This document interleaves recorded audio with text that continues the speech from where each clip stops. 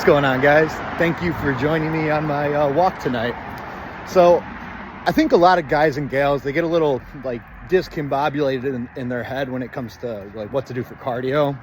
Because, most people, you grow up and it's like, oh, you got to run, or like, you do like, let's say high school football or soccer, or like some kind of activity. It involves running. So, in your head, you already have it kind of set in place that like, oh, if I needed to lose weight, I got to do cardio. And if I have to do cardio, I have to run. But believe it or not, like this entire prep and really in general, I don't do that. One, it's not good for your joints, especially if you're like a heavier person.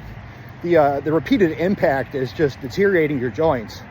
And I mean, even people of like smaller stature that are like marathon runners and stuff, like, they're having to do a lot of maintenance work on their body, and they're just tearing their, ligaments and cartilage apart doing that.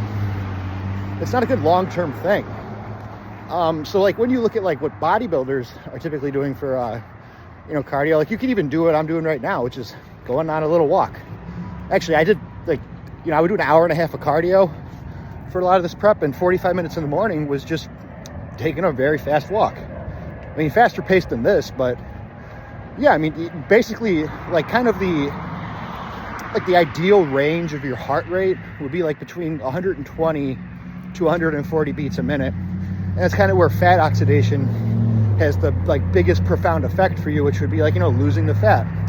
As you start doing really high intensity stuff, like, yeah, you're going to get some of that, but you're also going to be fatiguing your muscles and actually kind of, getting some of that muscle is not necessarily burned, but like you're going to catabolize it to meet the demands of that cardio. So, it really comes down to personal preference with a lot of it, getting in that 120 to 140 range. Like, how do you enjoy doing that?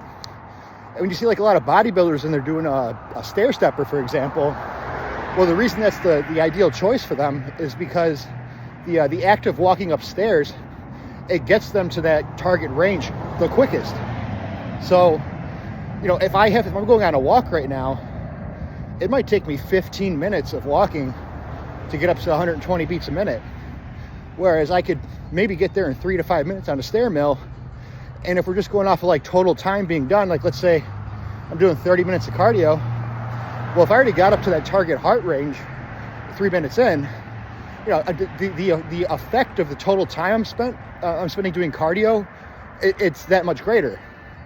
Whereas like, walking and stuff, like, yeah, you do your 30 minutes or so, but if it's taking you 15 minutes to get there, well, really like the effective amount of the cardio being done out of that 30 minutes then would be the last 15.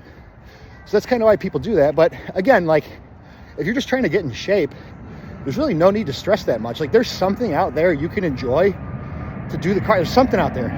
Doesn't even have to be at the gym. Like I think walks outside are very nice just because the scenery, and it kind of distracts the mind and makes it more enjoyable.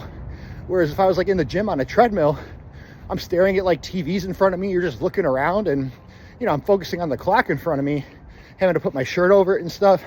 And I'm really just like trying not to think about the seconds passing. Whereas if I know I have to like, let's say I want to walk to the store, I'm not really concerned about the time. I know I have to get to the store. So, yes, I think it's a better way to go about it. But, whether you want to do that, elliptical, stair mill, anything like that, really, there's something out there you could enjoy to do. Or you could play pickup basketball, or, I don't know, find a recreational sport like pickleball, where you're just kind of like running around having fun. Because if you're enjoying what you're doing, not only are you going to adhere to it long term, but you're not going to be so focused on all like the seconds passing by and how hard it is. You're just like doing something that you enjoy enough to continue doing it. And it's the same concept with like physical activity.